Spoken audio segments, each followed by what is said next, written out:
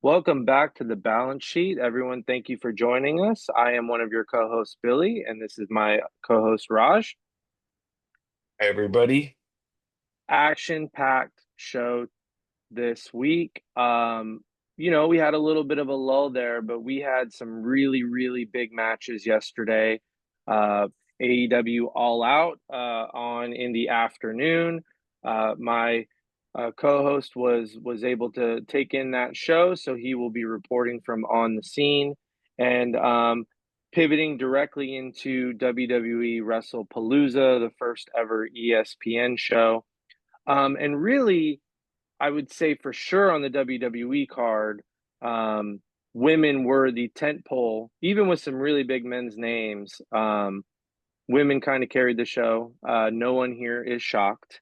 And on the AEW card, we got good matches and a pretty big surprise, to be honest. And we'll cover some other musings throughout the wrestling world. We got a top 25 list that came out this week to kind of piss everyone off, as those lists tend to do. So we've got quite a few things to cover, but we're actually going to start with WrestlePalooza, um, and we've got to start with a new women's world champion, uh, Stephanie Vaquer versus Iyo Sky. If you think that them delivering a great match is a surprise, I don't know how you ended up listening to this podcast, but the match was great and the rocket has officially been strapped. Stephanie is your new world champion. Raj, what did you think of the match? The match was fantastic. I'm not surprised. I loved both of their first two matches together, but they had really bad endings with the way, they got people interfering. But this match was great. The crowd was hot for it from the very beginning. I don't love Michael Cole's commentary anymore, in actually calling wrestling moves because he doesn't. But I thought him, McAfee, and Barrett added to this match a lot because they told you kind of the supernova arc Stephanie is on. They said, look, in the last year, if she wins tonight, she literally would have won both NXT titles, Battle Royal, and she's going to be the women's world champion, which you could say it's the best first year ever on in the company for a person. And people are like, well, what about Bianca? Well, the Bianca first year main roster was great, but not her first just year. This was Right. Stephanie's actual first year in the company With the company. and Yep. with the company, and she's done all this. And then they really set the stage with how they talked about Io. Like, they were like, Tyrese Halliburton's favorite wrestler is Iyo Sky. And she's mine too. And that's Michael Cole. I think Iyo Sky is the best wrestler in the world.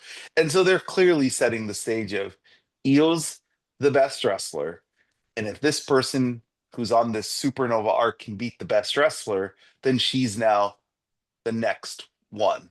When they really set the stage, the crowd was fantastic for this match.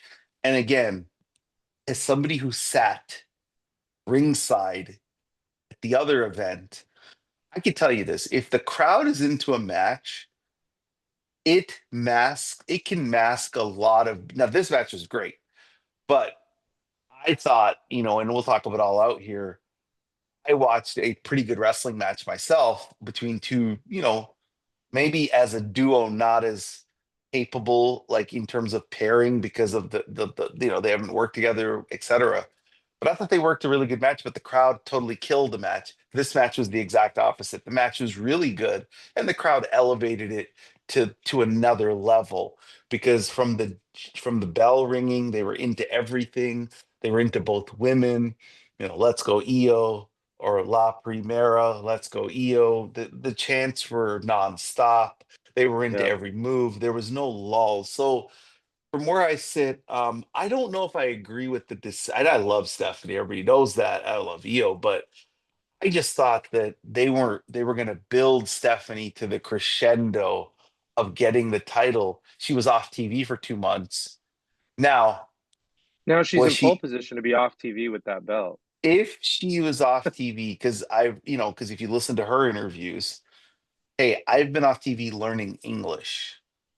So did they pull her aside and say, look, you're going to be the face of the women's division. Okay.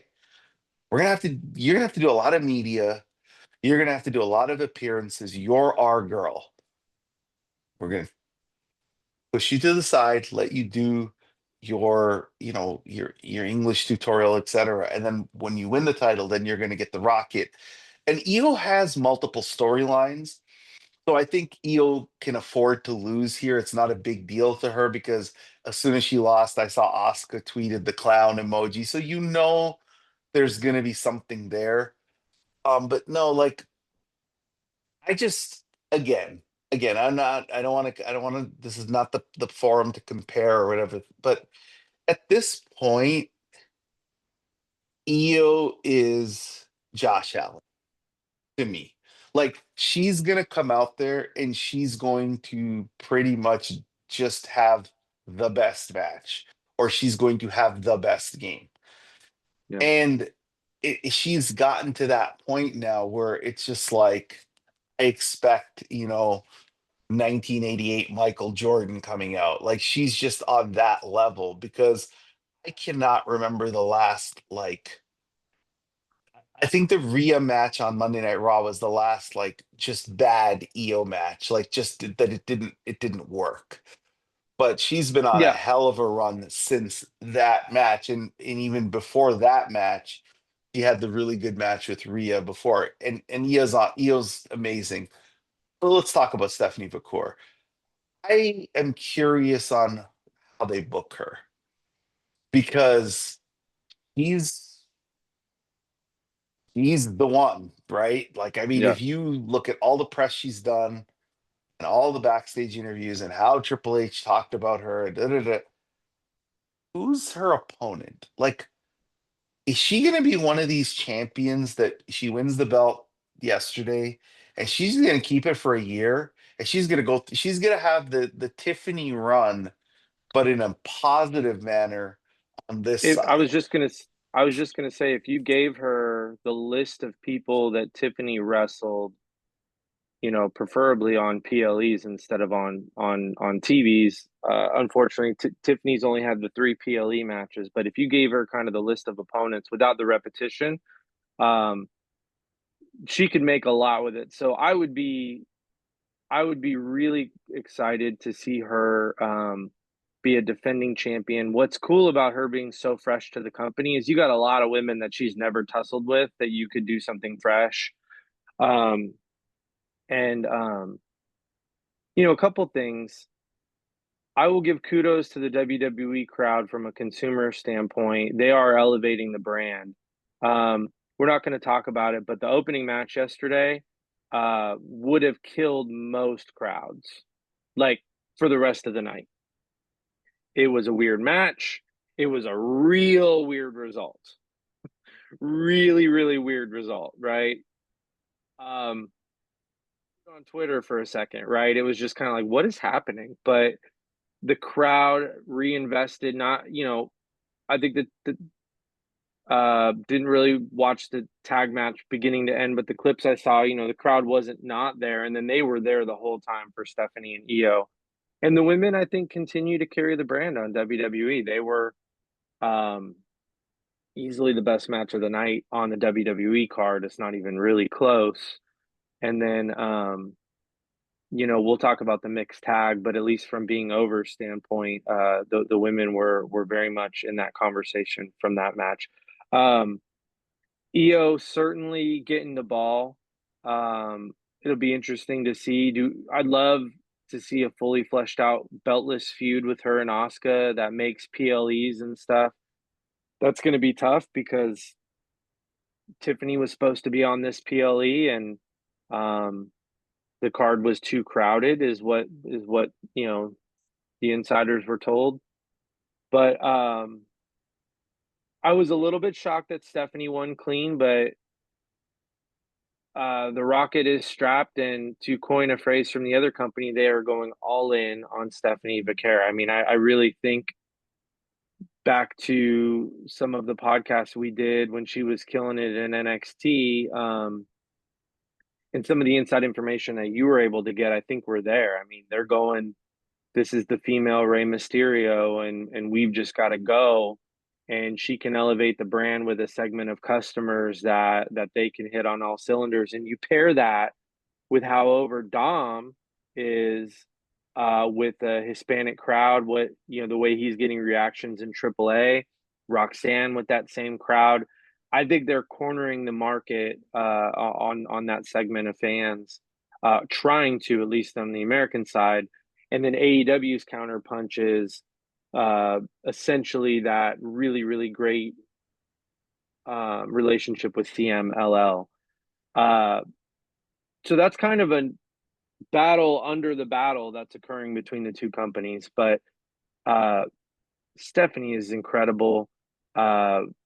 She looks like a star on camera. She looks like someone that should be your champion. And we've done a couple episodes on this, but just in about the time that this podcast has existed, she's gone from Forbidden Door challenger, stealing the show with Mercedes on AEW, to the top, at this moment, I'm going to say the top woman in WWE. I understand Rhea is the top star in WWE. But they just had Stephanie pin Iyo Sky clean on the very first ESPN show ever. So that's not a mistake. That's not an accident. That was very, very, very intentional. And I don't see a way for Rhea to be in the title picture in the next 6 months. And I would really love for her to occupy that Undertaker role that we talked about months ago, where she's just always involved. I think it was absolutely a mistake that she wasn't on this card. I will say that. But yeah, Stephanie's going to hold this belt for a minute. I mean, there's just no way not to. It'd be a huge mistake if she didn't. I think our first challenger should be Roxanne or Raquel. Should be one of Yep. those two. Raquel. I would go Raquel. I would go one of those two, and I think you have to set the stage of giving her strong opponents. She has to be on PLEs so she could be featured. Yep. And look, we are very in the weeds. We are huge fans of the genre. We watch all of the women's wrestling. And again, when I attended All Out last night, I was with two of my friends, and then we went to one of my friend's house, and I got to watch Wrestlepalooza there. And look, say what you will, for a casual fan who doesn't really watch that at all, Stephanie Vaquer caught his eye compared to any other woman he saw live or on TV. Yep. Like, he was different. And being that she is different and she aesthetically, has the attributes she has, you have an opportunity here to mint the next big star. And I don't think it's an accident that they have saved this match for ESPN. I think that they knew that this match was going to be something they focused on for ESPN. And I think Io had to be the person to put her over, because I don't know if anybody else could get as clean a match out of Stephanie. Like, Stephanie's great, but like, if you look at the matches she's had in the company, I would say probably I would have to say this is the best one. And then I would think that the other one is the Julia match, maybe. Yeah. I'm thinking back through. This is probably for Jordan me. Gray, maybe Jordan It, Grace. no, it's definitely her best match in the company, because it. If I had to rank it right now, it's probably my favorite match of hers ever is the first Mercedes match. That's my favorite one, and it Mhm. came out of nowhere. But I mean, that's one of my most rewatchable matches ever. That's a great match. A great Um, match. and I love their second match too. And I don't I this is absolutely the first. She's had a lot of very good matches. This is the first match in WWE that I'm sitting here thinking, do I like it better than those matches? That's the first time Yeah. I've had that conversation with the EO. The other EO matches were very good and could have been, but the ending, Mhm. you have to have a clean ending to beat matches of Yeah. that level. The Jordan match was very good. I really liked the Julia match actually, so I'd say that was my favorite one until this one. I'll just never forget Julia catching her clean on the arm. Yeah. Like that's one of my favorite spots ever. And like I like honestly was it's looking for it here. yeah. I was actually I looking mean for it here. you can't catch that any cleaner. So yeah, this was her best match, and Iyo. And what's so crazy about Io's year is this is not her best match this year. No. Um, it's not. It's No, probably you third. could make a case that it's at best it's going to be third. You have an argument for the Naomi Rhea Yes, Io match SummerSlam. Yeah, as yep, good as this one or better. So yes, it's not, but it certainly is Stephanie's match. And look, crowds, as I learned last night, man, crowds can really elevate any match. Like it could take a match yeah, that's a 4 to a 4.5. It can do that. And or in the same breath, it could take a match that was pretty damn good and kill it. Like it can completely kill it. And yeah. you know, um, we'll talk about that. So let's pivot here on this then. So we think Stephanie has, she's gonna have a long run. She's gonna have opponents lined up. We think Io has some kind of a story arc with Asuka leading back to Rhea, where Rhea can finally get the win on Io. I wonder if Io is going to be written off TV so she can go do Marigold stuff. Uh, that if she's going to go back to Japan, because people got to remember, like Io still has some part of her life in Japan. She's talked about that, right? And she's been working her ass off the last 2 3 years. So you know, we complain that WWE brings women back all the time, and then their first time coming up against someone, meaningful, they lose too quickly. They already did that to Asuka, right? She lost to Jade.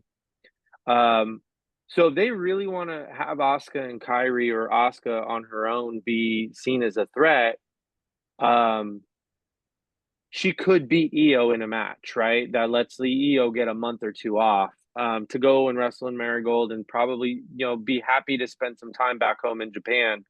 Um, Not just fly there for a match and have to come back, I'm sure she'd like to spend some time back home. That could be a good call out, Raj. You might have that one right. We'll see. Probably Yeah, you plant some seeds on Monday Night Raw tomorrow.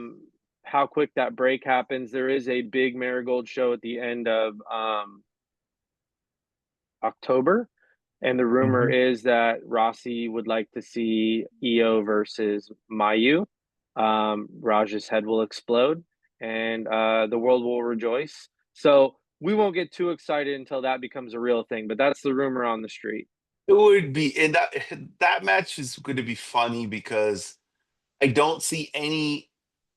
I don't see Io losing that match to Mayu unless Mayu's like, "I'll come to WWE if you let me beat Io." Like I could see that being the I one. if Io had the belt, I think you can make the argument that she wins. But if they make that match, she's losing. I don't see how you bring in a beltless Yeah. foreign competitor from a different foreign company and have him beat your But didn't champion. she beat Utami? She didn't have the belt. But okay, well, Well, was Utami no, the top champion in Marigold at the time?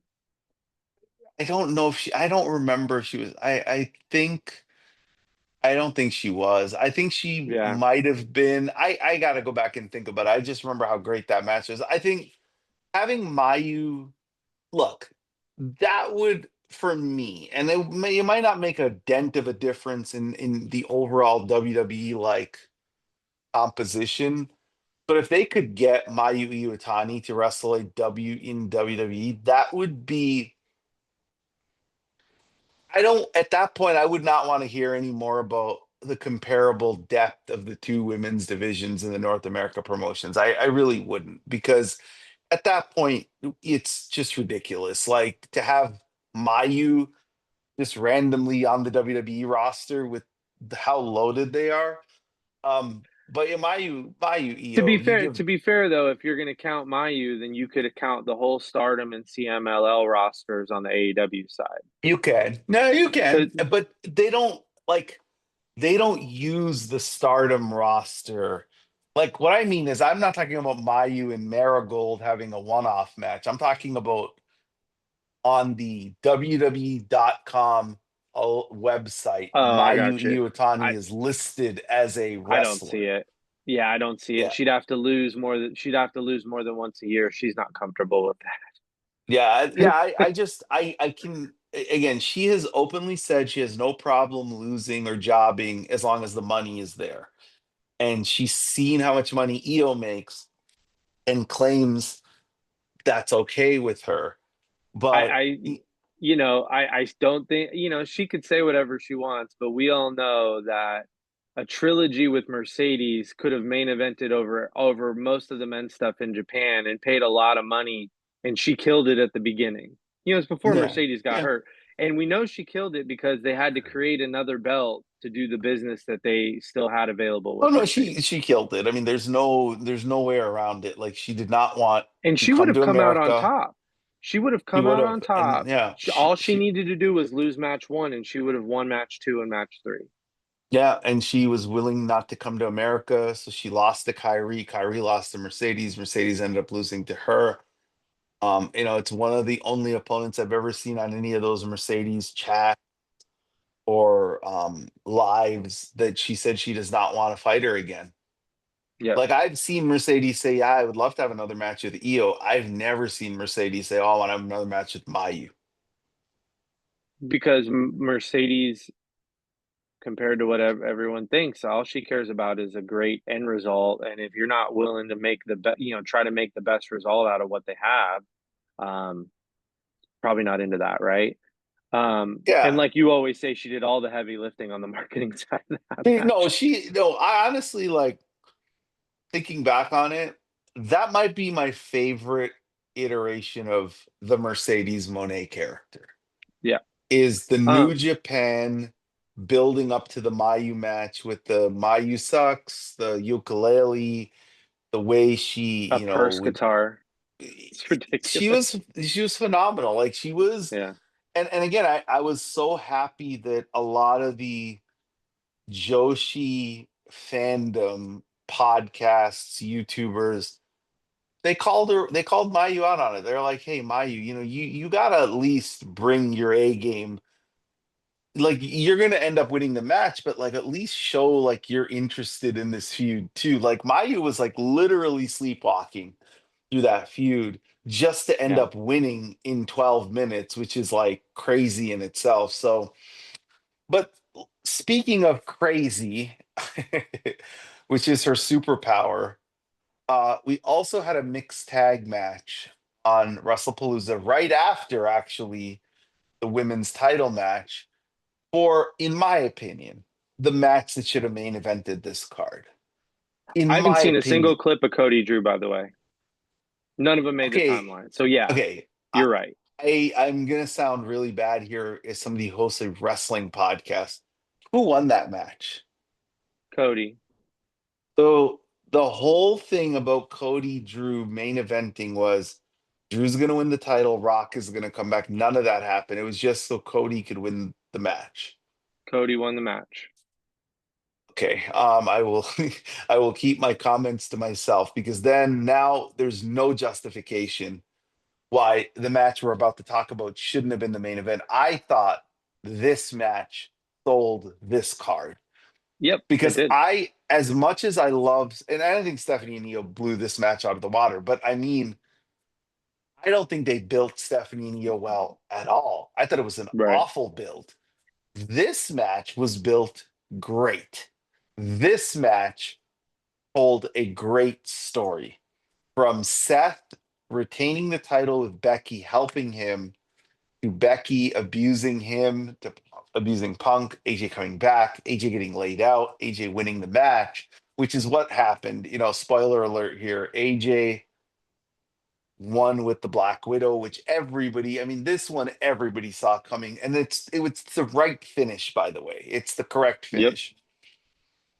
This match, I'm gonna say my critique about this match is simple. It entertained me. I don't know if I'm ever gonna rewatch it for wrestling, you know, mechanics, but to me, these four know their characters very well.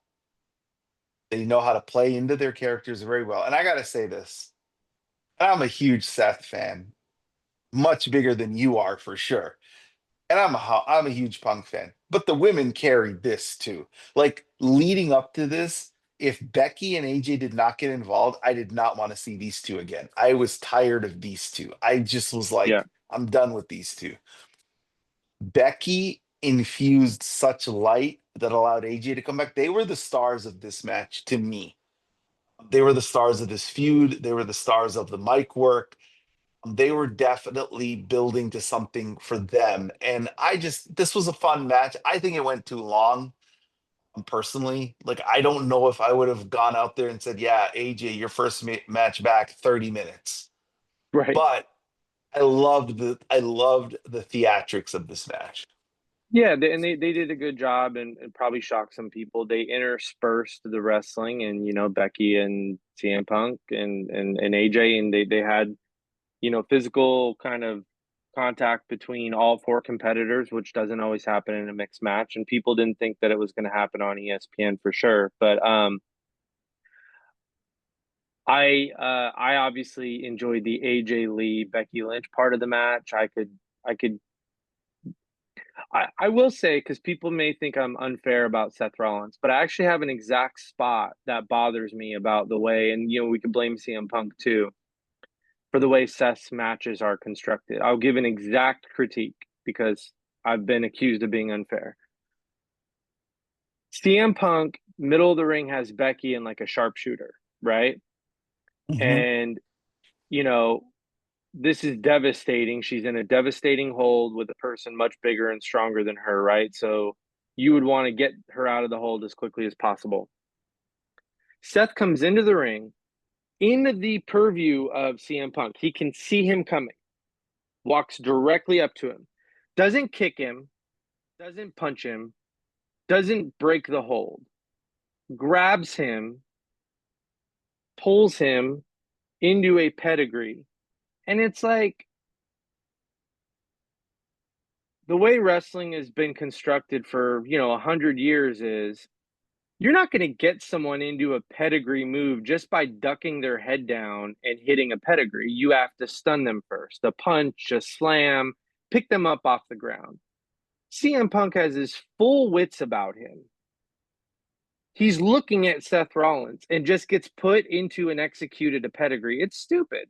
It's not good wrestling. Like it's not like it's a dance at that point, like a normal fight, and this is the details that I like when wrestlers are good at. A normal fight, you would have run into the ring and hit him to break the hold off of your wife, then put him in the pedigree. It's the little things like that. But um AJ Lee, obviously fantastic shape for her to even be out there, even in a tag match for 29 minutes. You know, some ring rust, but there was some really cool stuff there. The move where Punk flipped her over into the blockbuster ordeal Mhm. onto Becky, I thought was my favorite kind of move of the night. We're gonna obviously get more from Becky and AJ.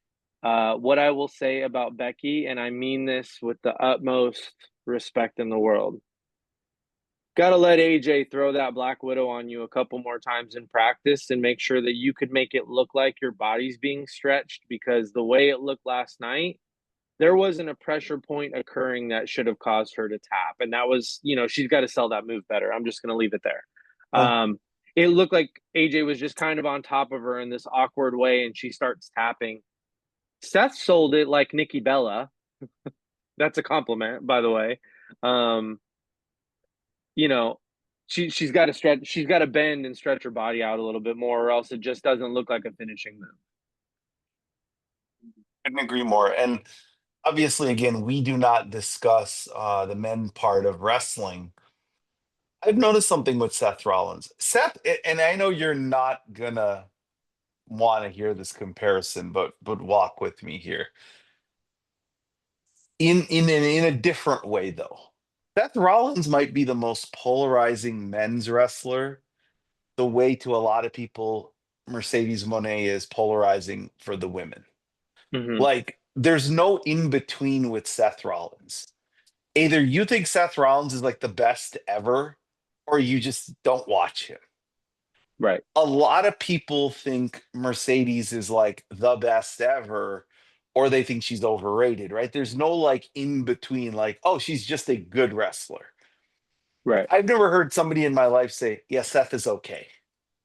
Yeah, Seth is good. Tyler Black is good. Like it's always this guy's generational. He carries, he carried the company, or every time, I don't want to put words in your mouth, but we've had this side conversation. Every time they seem to put the face of the company title on Seth, the company kind of goes like this. It comes like this. Yeah. But let's talk about this specific match. Yeah, AJ, I mean, if I were to say AJ's in phenomenal shape, I'd be insulting her because whatever that is, she's better than Right. that. Right.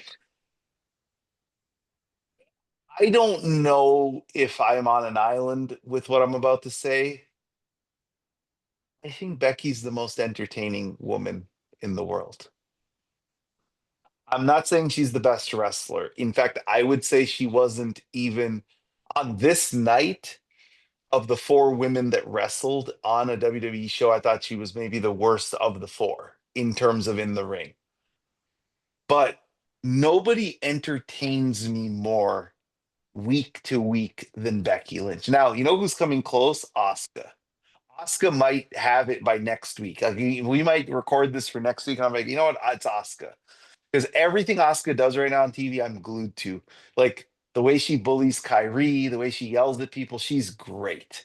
Got to give Kyrie credit there too. The facial Kyrie's expressions. amazing. Yeah. Kyrie's Yeah. amazing playing the Miss Elizabeth role, as I call it. But everything Becky does entertains me.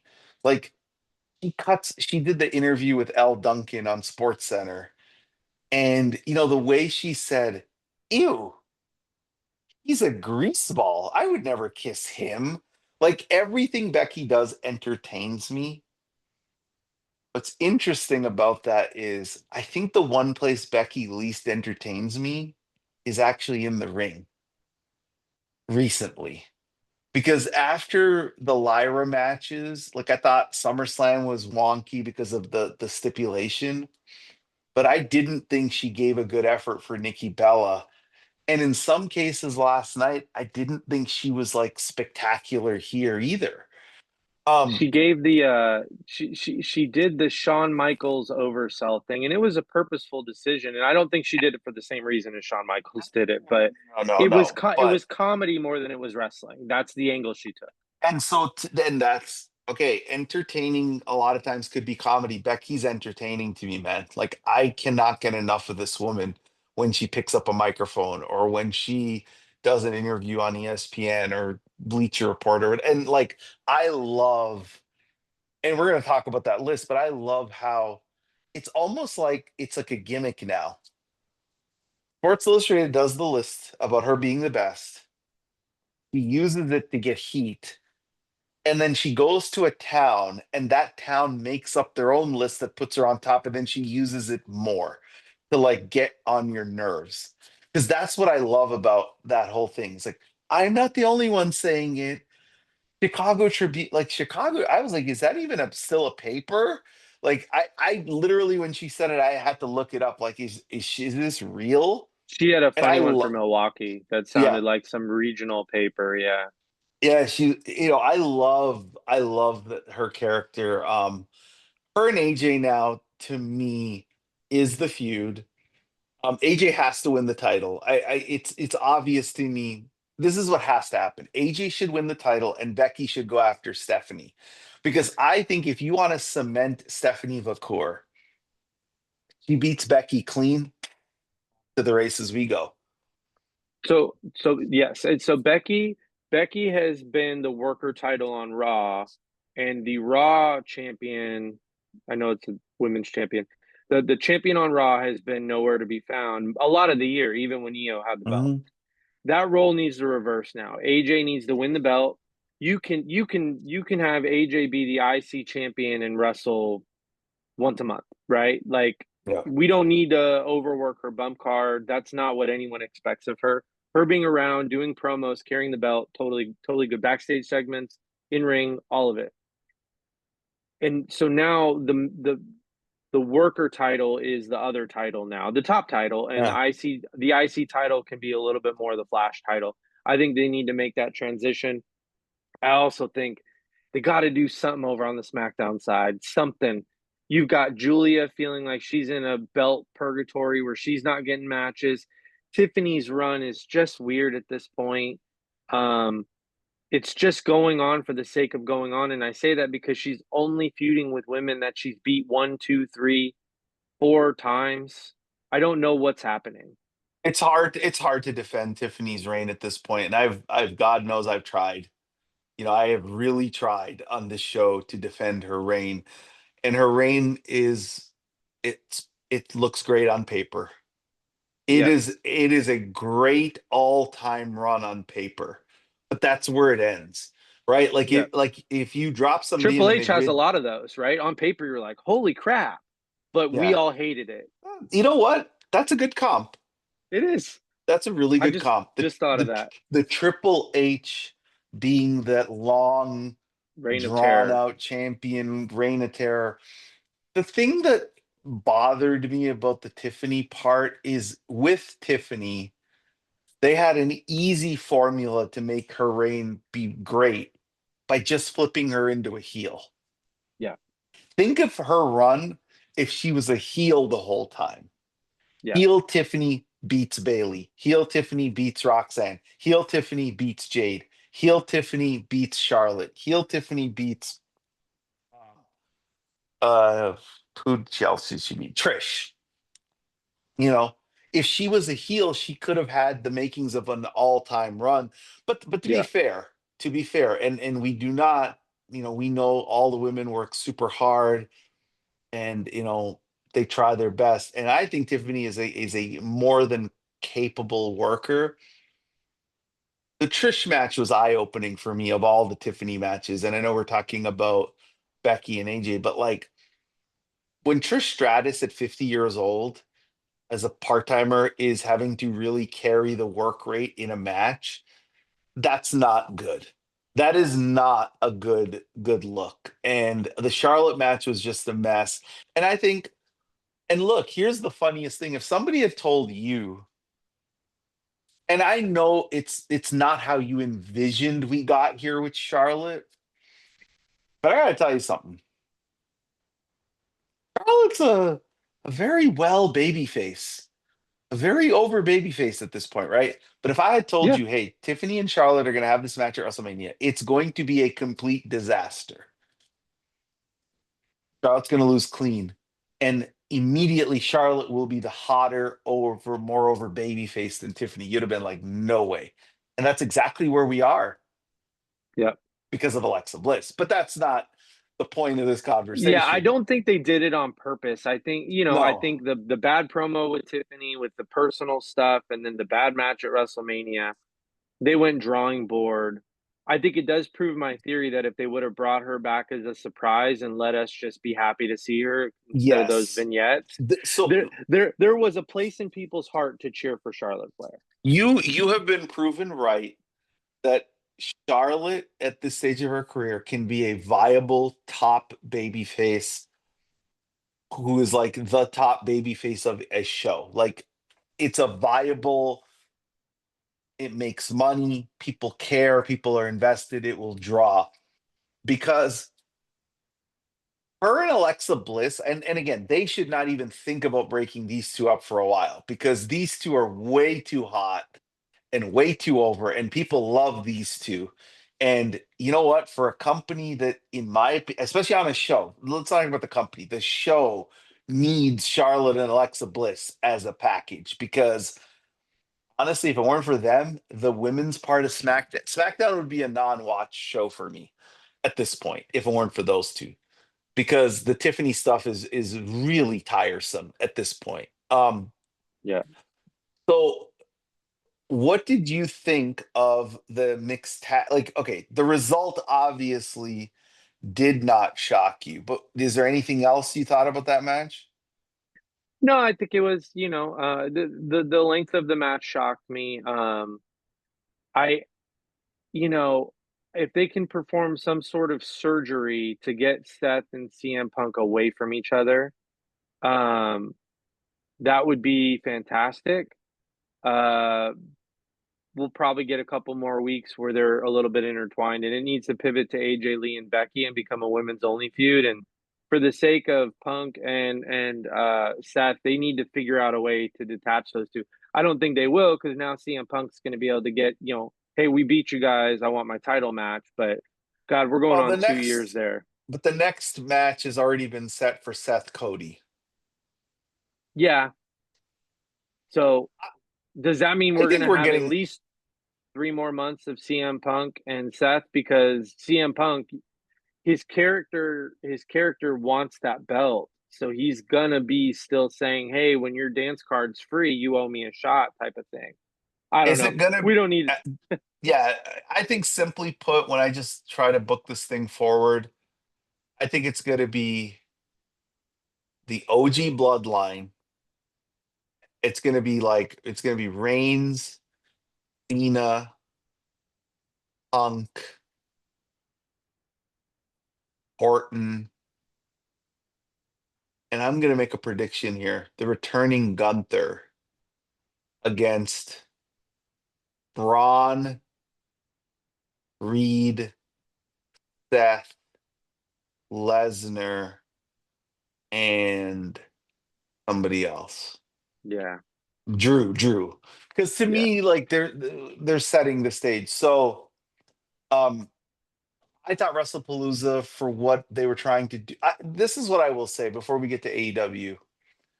I think ESPN and WWE being a partnership, both companies are not necessarily on the top of the morals list right now.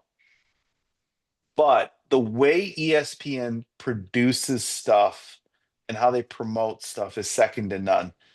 I saw more WWE stuff on ESPN this week than I have my whole life. And like it tripped me out that Iyo Sky was on Sports Center. And Right. it tripped me out that's like on NFL Live, they're asking, Orlovsky and Mina Kimes, who do you think is going to win, John Cena or Lesnar? And on College Game Day, Nick Saban is doing the "You Can't See Me." Like for us who have been a dual sports and wrestling fans our lives, those two worlds never really intertwined. It's almost like wrestling was seen as like this joke, but now it's taken very seriously because ESPN is behind it. So I think that that's really good.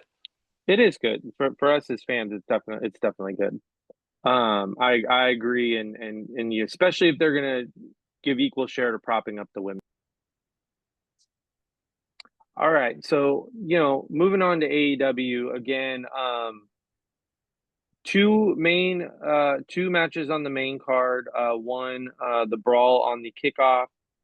You were in the crowd, not in Was time for the brawl, no, I was not.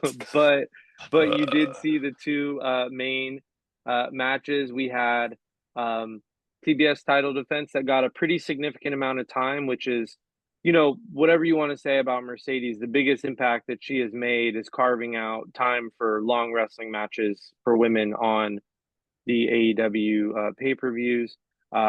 Even proven by this is, I'm a little perturbed at how little time Toni's matches, except for against Mercedes, continue to get. This one included, but and then in that match, a very big surprise for most. I did have a feeling that shenanigans were afoot. I think I called this last week. you did.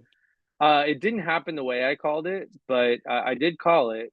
All right, so AEW All Out in Toronto, your hometown. You were Yeah. in the crowd. Let's start with Mercedes versus Riho. All right. So before I give my in-person perspective on that match and the four-way, I want to say a couple things here. So yes, All Out, Toronto, Scotiabank Center, amazing crowd in terms of the number, 12,500 people. That's a great thing for AEW because remember, you have in the same day 27,000 people over two cities going to wrestling shows that at not necessarily cheap ticket prices, because even though AEW is a much better fan-friendly bargain than WWE at this point, it's still not like super cheap, but it's reasonable. So I went with two of my lifelong friends, and I went with actually with two of them, and then one is a friend of my friends, but he had like the better seat than the three of us did, and so I got there late simply because Toronto traffic is awful, and friends of mine at being on time not their biggest strength. So basically, we get there right as the MJF Mark Briscoe match is starting. So I saw, and I missed, what everybody tells me is the highlight of the show, which is Edge and Christian, coming out to their home city. Okay, that being said, crowd was there. It was a juiced crowd, like it was in terms of capacity. I like afternoon pay-per-views. I think Tony should think about this because he likes to do long 5, 6 hour pay-per-views. And I think if Tony's going to continue to do this, he should start them at 3 o'clock, because I think I got out of there at 8:30. It still felt like forever, and I didn't even get there from the beginning. But imagine if you had to come for the pre-show and you leave at 8:30. That's a lot. Be kind and do it early. So that would be my advice to Tony.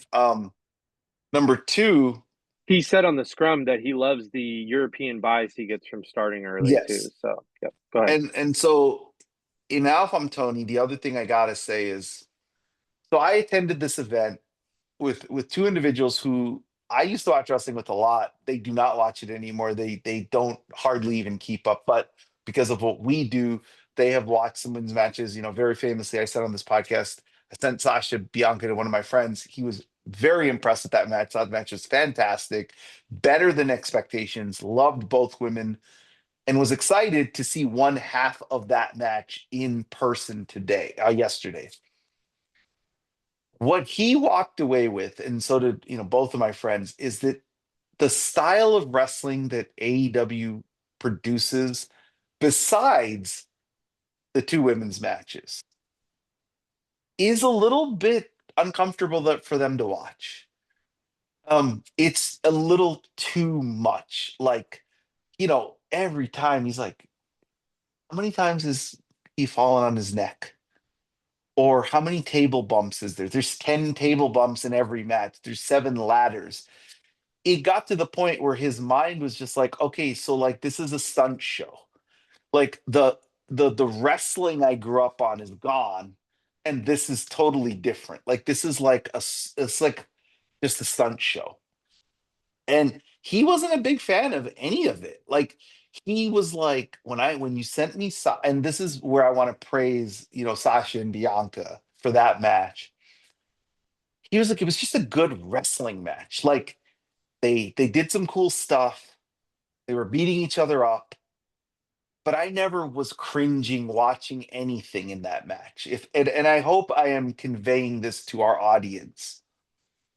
But in the AEW crowd, like we think about it, we get to the arena. What's the first match? Briscoe MJF. Thumbtacks. You Yeah. know, thumbtacks, right? Okay, you get a 6 person, you get a women's match, and then you get this three-way match, which is he's like, they're all luchadors.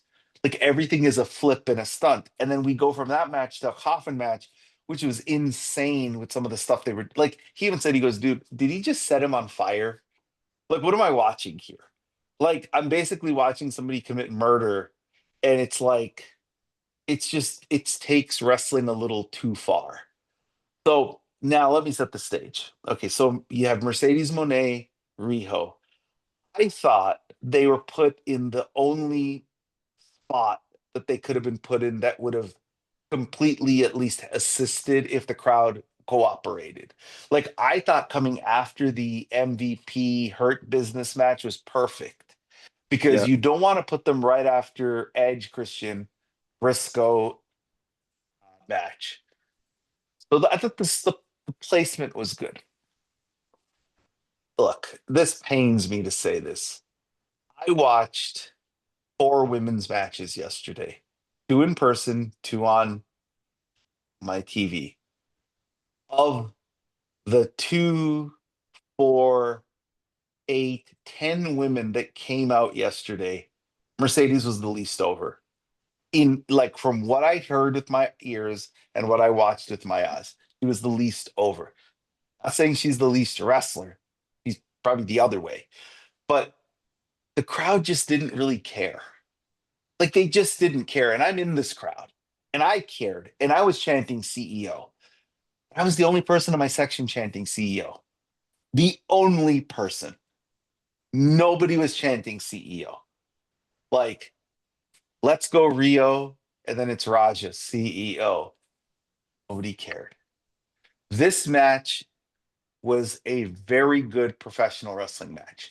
If you watch this match on Amazon Prime or pay-per-view or whatever platform you got it on, and you put the thing on mute, you'd be like, man, these two are cooking. Like they had some great reversals. They had some great chain wrestling. I thought Mercedes sold her ass off for Rio. I thought Rio, this is the best Rio match I've ever seen by far. I'm not a big Rio fan. This match was really good. Mercedes never ceases to amaze me with how much she can sell for anybody. She's just gifted at that. And she looked amazing. But the crowd just killed the match. Like the crowd killed the match. And it's hard because I'm trying to watch it, but I'm like watching Mercedes come back and I'm or do some stuff. And I'm like, okay, cheer, let's go. Like cheer, like boo her, say this. But like I heard fans chanting Sasha, like you're still suck, Sasha. It's like, oh my goodness, that's what we're getting here. Yeah. So my Yeah. review of this match is if you were in person in that audience, you just thought this was maybe the worst match on the show in terms of being over. But if you watched it on TV, you probably have a totally different perspective of the match. I thought it was a really good Yeah. professional wrestling match. I thought for the winner never being in doubt, they did a good job. I thought Mercedes did some really cool stuff. I thought Rio did some cool stuff working on her leg. um, Rio doing the dance. But yeah, I watched it in person. It pains me. I think the world of Mercedes. Um, and I don't know if it's something that needs to change with her presentation, her character. Does she need to lose the belt? I don't know. It did not make me feel good as such a card carrying member of her that she's just not over. Like she's just not She wasn't over. over with that crowd. Yeah. Well, right. She was not over with Yeah. that crowd. And I know on the timeline, it's like, oh, and it's like, but the wrestling audience cannot just be measured on a Twitter timeline. Like at some Yeah. point, the crowd has to Yeah. like it has to matter. Yeah. So we've talked about this and I kind of did some digging because I was a little bit, crowd was definitely not cooperating. Um, there's a lot of things I've been saying for over a year. You just said Michael Cole's been calling Iyo Sky the best wrestler in the world for 2 months. Hmm. They should have been saying that Mercedes was the best wrestler in the world since the minute she stepped into AEW. The announcers, Tony Schiavone, every single one of them should. They're the biggest free agent signing. This is the best women's wrestler in the world, and we're finally getting it 18 months later. Now that Daniel Bryan's on commentary, Yeah. every chance Daniel Bryan has to say, "Hey, you know what? Yesterday, Daniel Bryan looked the internet in the eye and said." if you don't think she's better than Ultimo Dragon, you're crazy. She's much better than Ultimo Dragon. What she's doing in today's landscape, he said that, and these are things that should be occurring and should have been occurring for a long time. We're the best wrestle, right? It's actually funny to me. Toni Storm is the most over woman in AEW and one of the most over in all of wrestling. And her gimmick is actually something that fits better on WWE TV. Not the content of her gimmick, but being a character who's a good wrestler. That is not usually how you get over in AEW. In AEW, you have to throw heat on your matches and to stay over, which she does.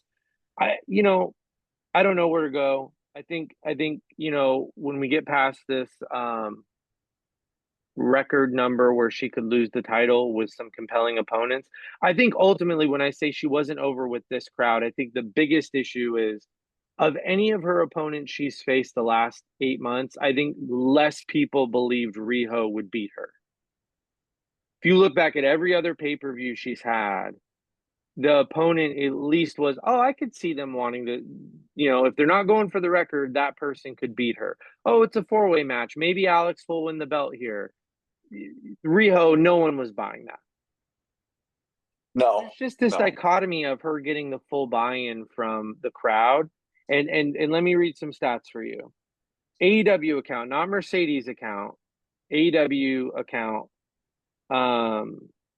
They do all these and still winner, stills.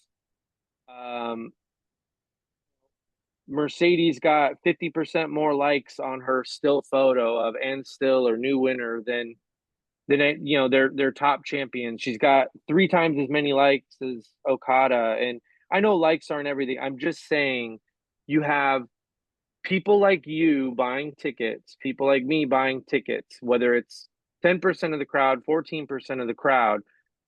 Why are you in Toronto for your birthday? I'm in Toronto for my birthday to visit my mom and my sister and my friends, but I also planned it perfectly because I knew All Out was going to be If in, she wasn't once I, wrestling on All Out, would you have gone? no, I wouldn't have No. gone. So No, so the I point wouldn't have I'm gone for making is sure. there's a percentage of fans there that are spending money and she's over and that they're not going to get without her. But there is also a percentage of fans there that have just said that's Sasha Banks, she's not re-signing and I'm just going to ignore her until she goes away, and that's a little bit her fault, I guess. I don't know what else she could have done. She talks about AEW positively more than anyone else on the roster. I think it's Tony Khan's fault mostly. Okay, okay. That's the point. You nailed the point. It's not about her in-ring ability. It's not about her character. It's not about do people not feel compelled to cheer for. If you've ever attended a wrestling event with me, and you have, and others have, I do talk to the people in my row because I want to get a sense and a gauge of why they like wrestling and what their fandom is and what matches they like, etc. So I was talking to the people in my row, other than my friends, and I was asking them, like, hey, like, you guys don't like Mercedes? Like, a fan of her? And they're like, it's not that we're not a fan of her. Like, she's a great wrestler, but it's like to us, she just feels like a WWE. Like, she feels like somebody said it, and then I posted it on my account. This is Cody Rhodes. But to them, it's much worse. What they meant was they thought Cody would legitimately maybe not go back. Because there was a time Cody had smashed the sledgehammer, all that stuff. They're just looking at her like, hey, easy payday, make a lot of money, keep herself in good shape. But she's looking at the other company. They have Iyo, they have Stephanie, they have Rhea, they have Bianca, they have Becky, they have AJ now. He's obviously going to go back. And But this person I, was like, she doesn't like, this is the person who I was talking to. He's a AEW, like, is my company. I love AEW. I keep up with WWE, but AEW is my preference. AEW, it's on better wrestling. It's a better product for me as a fan. They might not have the bigger stars and the pomp and circumstance, but they have the better wrestling. Yeah. Okay, so we're going to talk about the four-way, but spoiler alert, we got a new champion in the four-way, which is Kris Real Statlander. quick, hold on. I didn't get to talk about the match real quick. I do just want Oh, to say okay. two things real quick. The AEW fan that's dug in against is not listening to the media that's out there, and that's fine. They got burned by Cody. I think she's paying for Cody's sins a little bit for sure. I said on the podcast, I think back in March or April, that as soon as she signs the next deal, I think you'll see at least 50, it, whatever percentage of the crowd is holding out on her, at least 50% of them will flip overnight because I think that there's just a non belief there. And then she signs the next deal and it's going to be like, oh shit, you know? Um, and then some may be dug in forever, but So, yeah, what I was trying to say about the person beside me is he said, look, not only do I not care if she stays, I want her to leave. I want her to go back to WWE because she is wasting Chris, Jamie, Megan. Who's the other person she mentioned? He didn't mention Athena. Hold on. Megan, Jamie, Chris, and that's uh, the half of the crowd that's never going to buy into it. But Harley, Sky Blue. Like, yeah, like he was like, dude, you want to be with your buddies in WWE. We know that. Just go back. And it's like it would open the doors for women who you are holding back because you literally never lose and you beat all of our favorites you and should have you're you not should have even you're not like even like to him he's like she's not even like a Toni Storm character where at least the character is compelling to watch every week. It's like this person, it's one yeah. person in a row of 12,000 people. He's just like, dude, like when is she leaving already? Like he said they should do the Jericho clock for when she leaves. Yeah, so hear me out though. I said Okay. 50%. The other Yeah. 50% is going to dig in forever. I think you should have taught this guy some media literacy because think about the text that you sent me this week before you went. WWE is Netflix could buy out Warner Brothers. Mhm. And AEW, you should have told the guy the numbers are good, but they're not overwhelming. And if only 15%, it doesn't sound like a big number, but if 15% of who's watching and buying tickets are there for her and they lose that, they are probably long term cooked on bigger deals. They're What I getting was trying six to tell, they're yeah. getting 660,000 viewers. If 15% of that goes away, their next deal is going to be tough. Yeah, what I was telling him is I said, what I don't like about the conversation is I think relying on, like, I know everybody looks at John Moxley now as like an AEW wrestler, right? But he was Dean Ambrose, he was part of the Shield, which was one of the biggest factions of all time. I was telling him that I think AEW would do better business if it focused on Mercedes the way they focus on John Moxley, because the numbers that I have prove that, which is, and $100%. I was trying to tell him, like, I know you're a fan here in Toronto and the ratings in Canada don't matter as compared to the United States. Like, when I talk about TV ratings, he's like, well, we watch it on TSN or whatever. I'm telling him as an American who lives in America, who now, was from Canada, when Mercedes has a hot segment or a hot opponent, her quarter hours do very, very well because she's bringing in a fan that normally will not watch AEW, like myself, like you. If you focus more on her, maybe right now she's pulling in Billy and Raj, who consistently will watch her segments on AEW. But eventually, if it gets good enough, she's going to pull in our friend Chen and others who are huge Mercedes and Sasha Banks fans, but they're not necessarily fans of the AEW product. But if Right. they could maximize her, they could get them in. And I was trying to tell them that you have a person who was on a Star Wars show. we have to, as wrestling fans, stop diminishing these really big accomplishments to prop up something else that it doesn't mean anything. My point is like being as part of the Mandalorian, that gave her a worldwide access and Yep. fandom that nobody else has on that roster. Like Eh, nobody cares that MJF was in Happy Gilmore. Yes, he was very funny in the movie and he did a really good job, but like it's not bringing in a different person. Star Wars people are loyal to Star Wars characters and they'll probably support her as a wrestler because she was in Mandalorian. My point to him was at some point, people have to understand she cares about AEW. She's there for AEW. And okay, if you want to say that her character is stale and that they need to change it, that's a different conversation completely. But to not even give her the benefit of the doubt because you think she's going to be Cody Rhodes, who now, looking back on Cody Rhodes, AEW was always a means to get back to WWE. It was right. almost like he wanted his dad to, he was like the pet, he was like the kid who wants attention.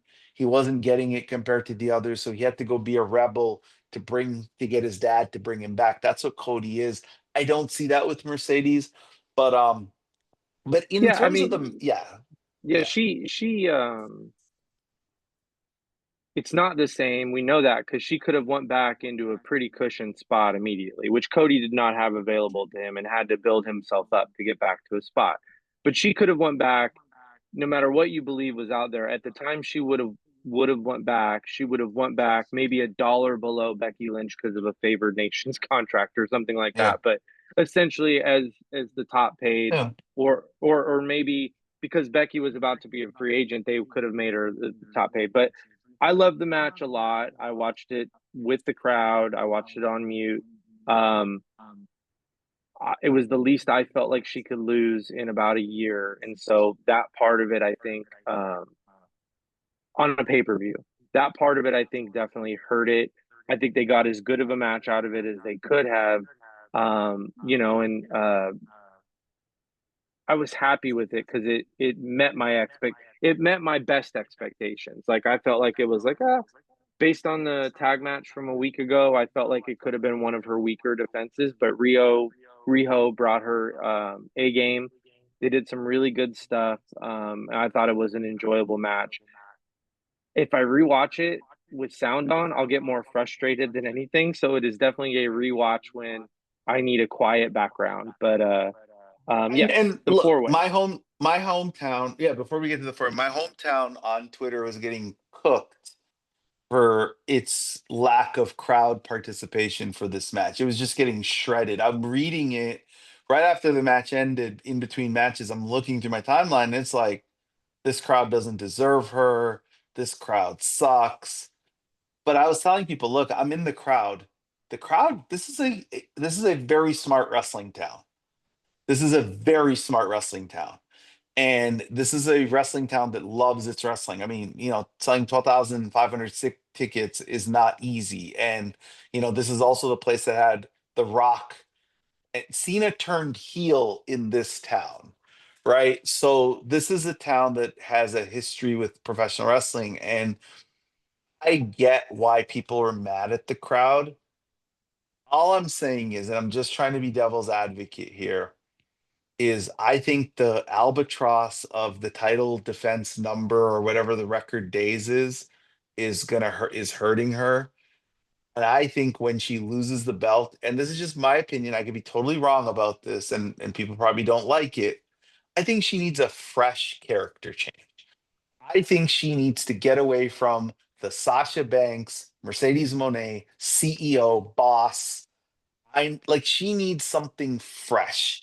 Like, I don't know if she wears a black cat suit and is like she needs a new character, like a new iteration, like the way Bailey went from hugger to role model to now schizo.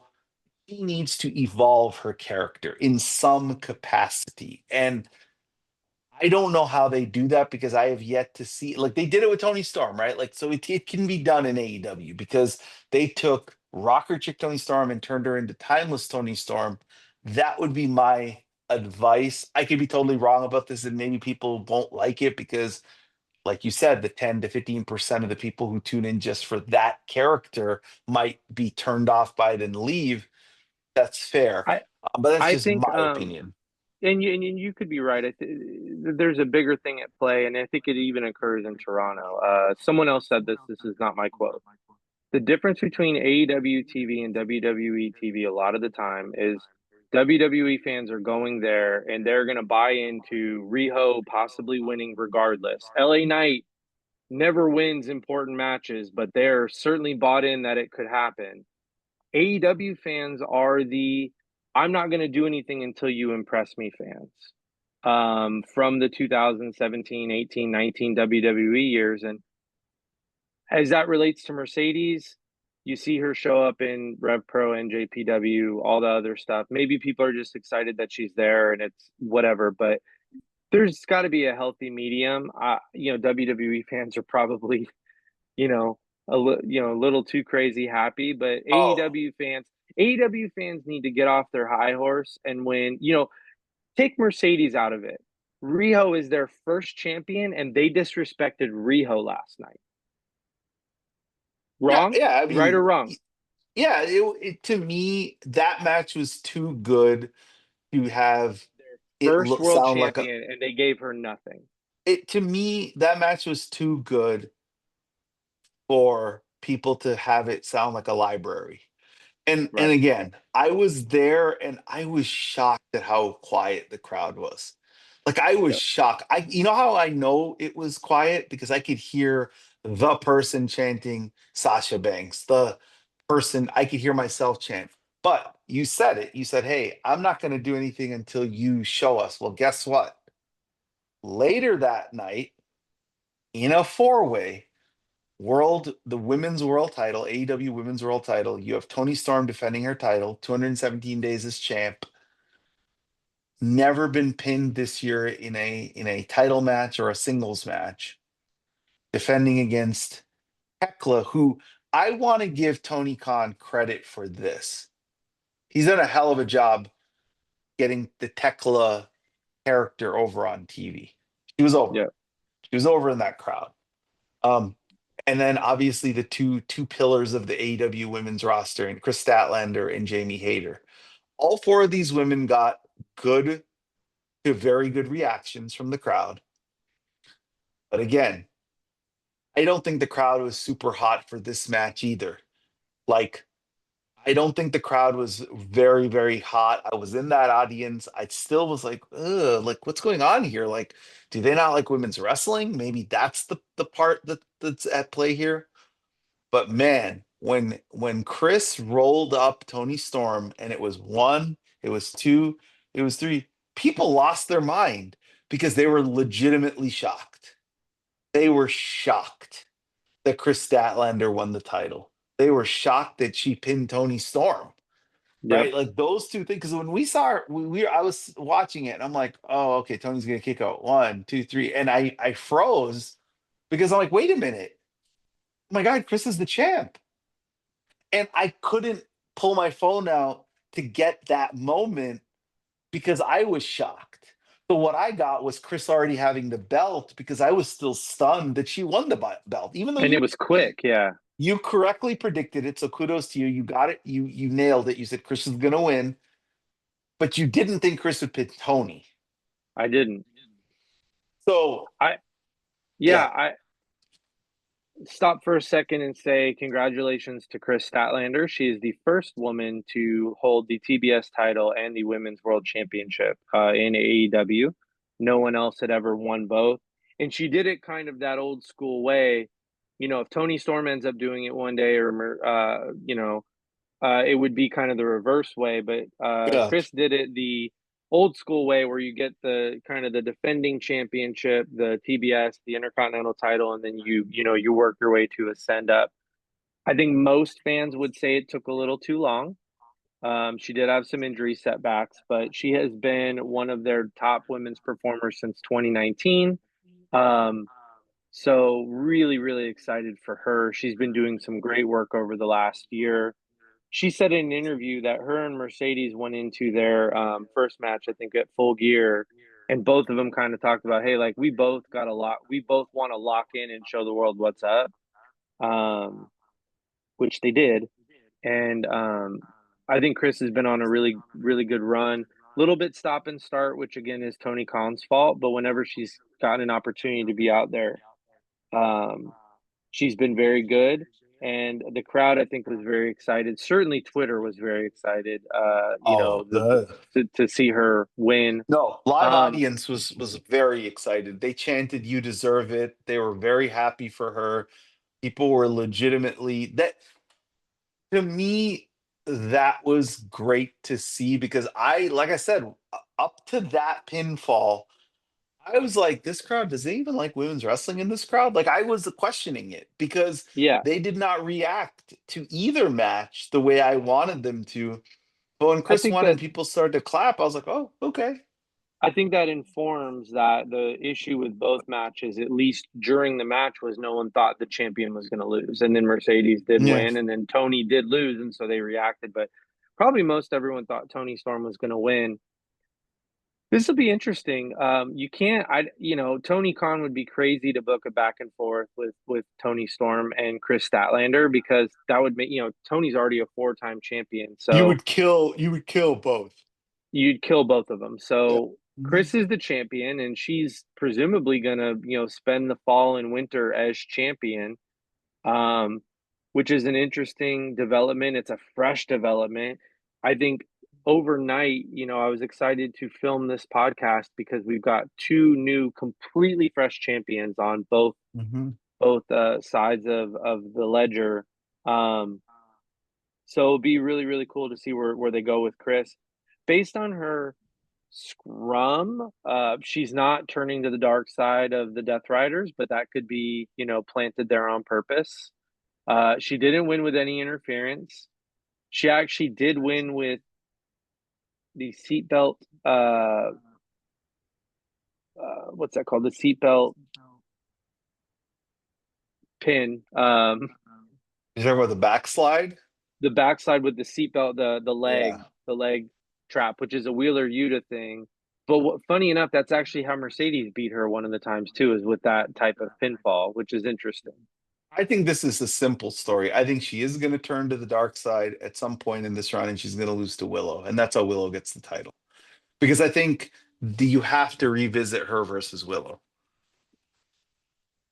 Yeah, some people are convinced that this means Willow's going to be the one to take the TBS title and have them both be champion at the same time, which would be Yes, cool too. that could be the Chris Benoit Eddie Guerrero story, but Yeah. I like I said, this crowd really does like Chris Statland. Like the crowd I was sitting in, they like Chris.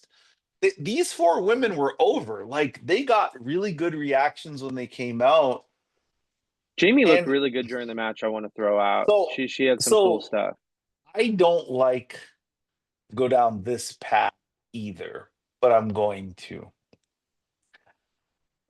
All four women in this match maybe have an aesthetic that the specific crowd in Toronto was more interested in.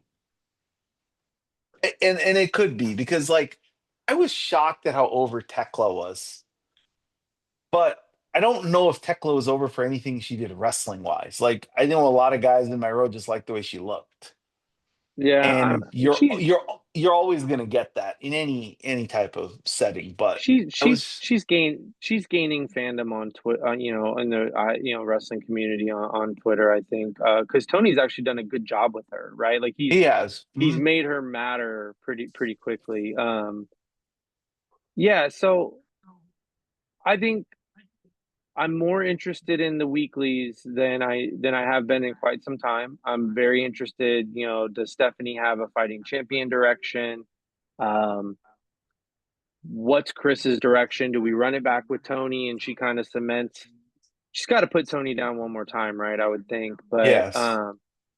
And Toni, the legacy of this title run is a little bit spotty, and I don't think it's her fault. And I understand she's maybe the most over woman in wrestling, so this is Tony Khan's fault.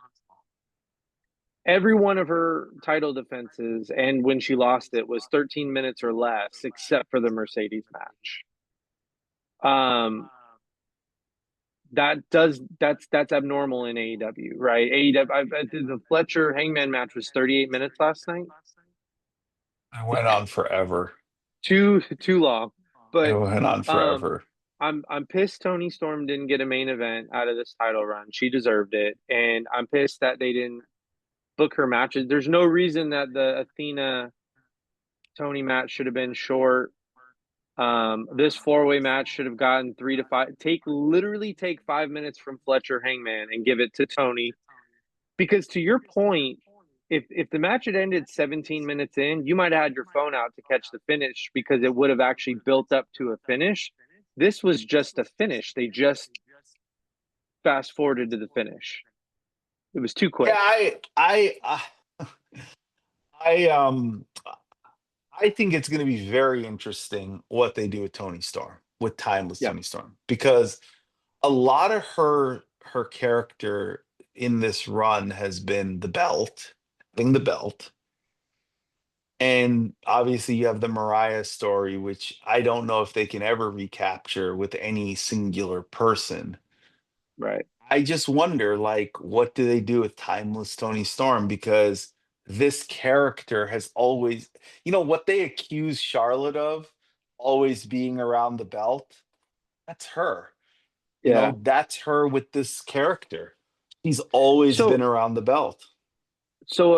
an interesting thought before we pivot to instead of doing the top five this week, we're going to do commentary on that top 25 list that came out. We both got a bunch of messages asking us Hmm. to talk about it. I have a rant specific to not the top of the list, but an omission from the list. Um, both Toni and Mercedes. I can't imagine a world where Tony Khan leaves them off of pay-per-views consistently, and they're both coming up on a period of time where they'll probably be away from the belt. It will be interesting to see if that gets us third and fourth women's matches on these pay-per-views. Because is he just not going to put Toni Storm on a pay-per-view if she's not wrestling for a belt? When Mercedes loses the TBS belt, are you going to just not have her on pay-per-views? That's going to be an interesting thing to look at, and we'll find out from Toni Storm.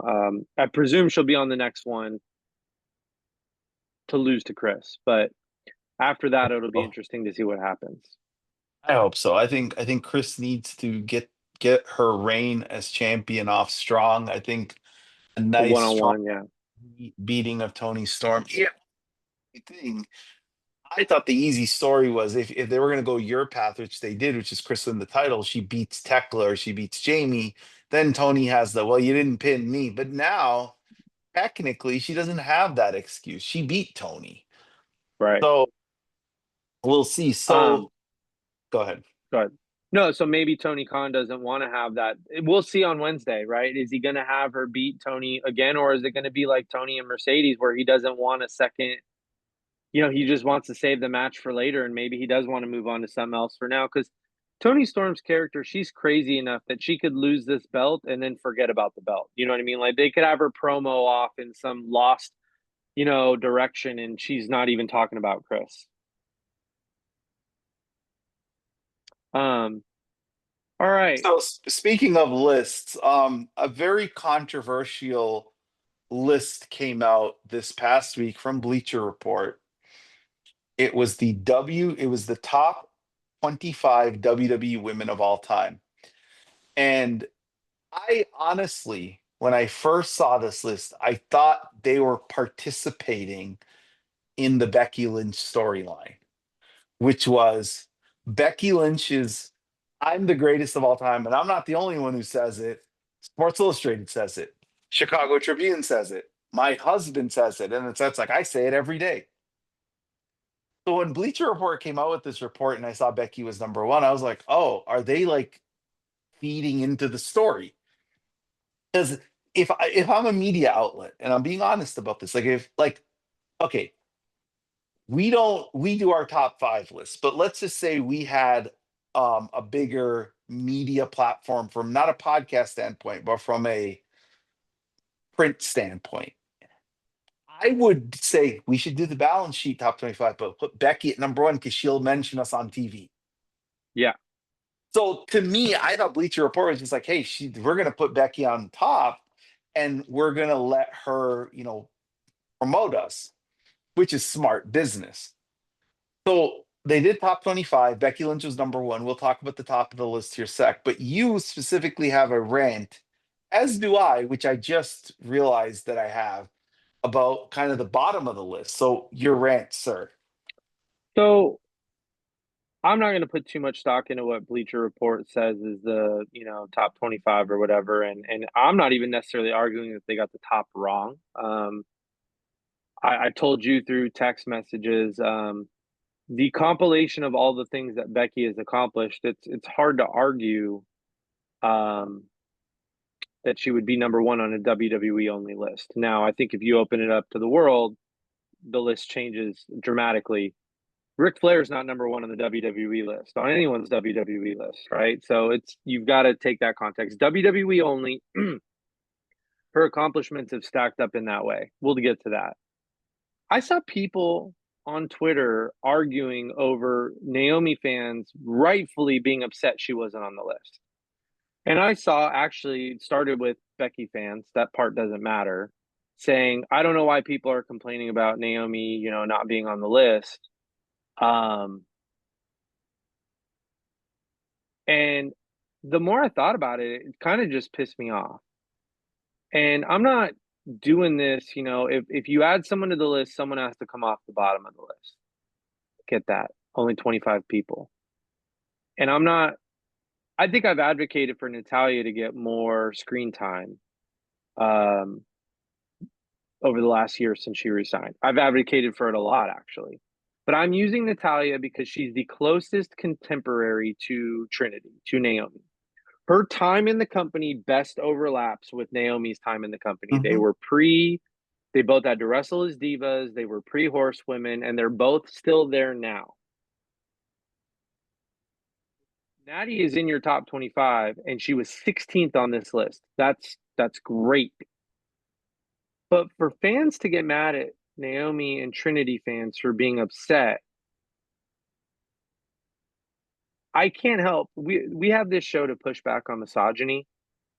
I think we also need to point out when race comes into some of this. And I'm not trying to be like that, but there's Mhm. no worldly argument for Natty ranking on this list and Naomi not being on the list. I'm flat Mhm. out. What matters to you? Championship reigns, big moments, tent pole wins, great matches, promo work, character work. I don't think you can reasonably include Natty and not include Trinity. Trinity is a Money in the Bank winner.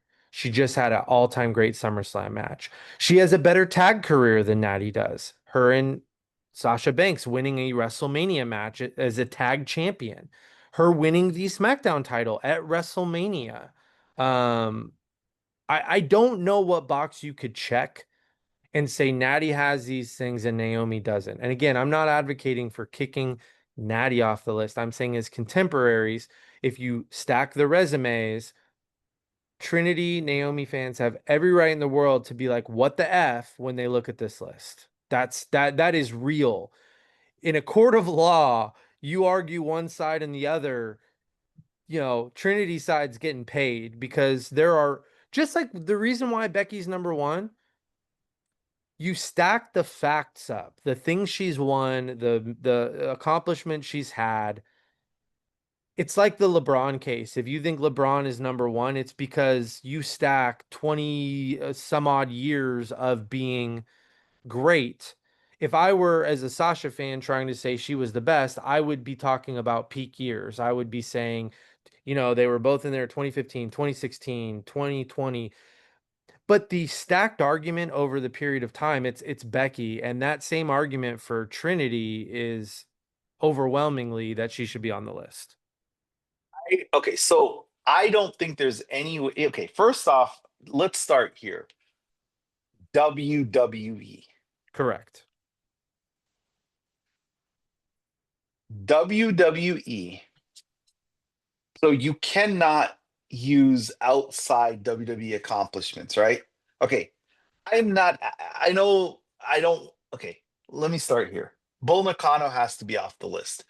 Bull Nakano had a cup of coffee in the WWE.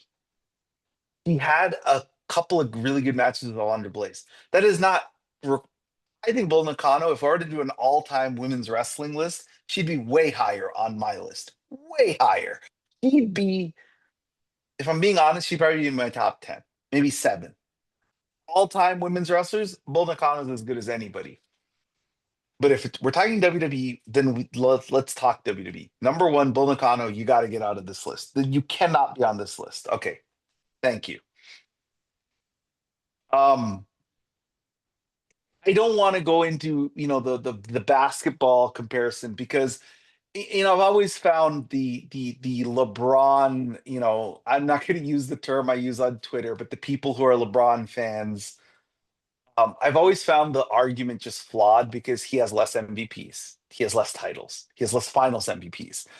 So he just has less accomplishments than Michael Jordan, and he's played 5 times longer. So I don't see that one, getting stats and bubbles and stuff, not interested. But let's talk wrestling. Number 1, Naomi is way higher than Natty on any list. If you're talking about WWE women, Naomi has had bigger matches on bigger stages. Naomi has been a bigger, more important character. Naomi, I think, has been more over with the fans. She sold more merchandise. Like, if we're going to talk real metrics, Naomi is just head of Natty. Period. I think Like, Natty would say that. Don't you think Natty would say that? yeah, I don't see how somebody who, until she got, the pregnancy announcement, had the hottest character in all of wrestling and a storyline that led to the first ever singles match without a title for women cannot be below Natty, whose biggest accomplishment since she re-signed is she wrestled in Bloodsport. So Naomi, first off, Naomi not being on this list is laughably bad. It's just a joke. It's stupid. Like, I hate to use that word, but it's dumb. Okay, Yep. number 2, if she should be on this list, and properly she should be closer to number 1. Naomi to me is closer to number 1 than she is 25. Okay, number 2. Now here's where I am probably going to lose. I'm going to have 50% of who listens to our podcast be very angry at me, and I don't care. We're talking about WWE, right? We're not talking about all Manami Toy, Joshi, whatever. We're talking about WWE, number 1. The criteria for this is impact, match quality, accomplishments, promo work, character. Can somebody tell me how Alexa Bliss is 19? In a So what? We're going to tell me that in the WWE, Natalya has had more of an impact than Alexa Bliss? I'm not going to tell you that. Like, Alexa Bliss, honestly, if we're being brutally honest about this, is closer to number 1 than she is 25 too. How many women have accomplished more in the WWE than Alexa Bliss? I will say, for me, they got pretty close. The top 10 is pretty close to the right 10. I have a hard time kicking anyone out of that top 10. And for anyone who hasn't seen the list, they go Becky, Charlotte, Uh-huh. who, we all are going to think she's too high. Trish is 3, Rhea Ripley 4, Sasha Banks 5, Bayley 6, Bianca Belair 7, China 8, Asuka 9, and Lita 10. Uh-huh.